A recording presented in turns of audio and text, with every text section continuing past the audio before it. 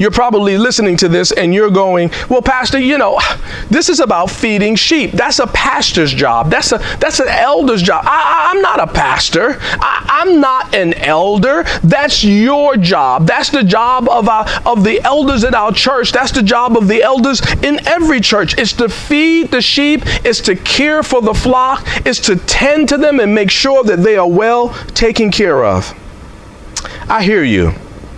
But there's a much bigger picture that I want to paint here. And the third point kind of tells it all, believe it or not.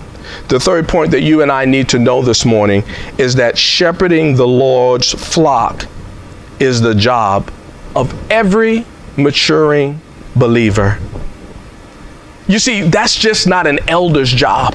That's just not a pastor's job. But it's all of our jobs that we help to shepherd one another. Listen, I need you to help shepherd me.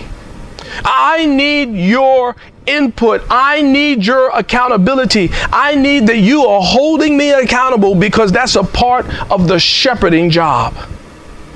You see, it's all of our jobs to shepherd the flock of God. Husbands, you ought to shepherd your families. Mothers, you ought to teach and shepherd your children. You mature believers, you ought to teach, instruct, direct, and shepherd the new believers. All of us have a job in the kingdom of God, and it's to shepherd the people of God. What should be the motivation of anyone who serves in any capacity, whether it's an on-stage ministry or an off-stage ministry? What should be the motivation? That they love Jesus. I'm not shepherding you because I want you to look up to me. I'm not shepherding you because I want to be a mentor. I'm not shepherding you because I want to be important. I'm shepherding you only because I love Jesus so much. And Jesus tells us, like he shows us in the example of this conversation with Peter, that that's the one and only motivation as to why it is that you and I serve.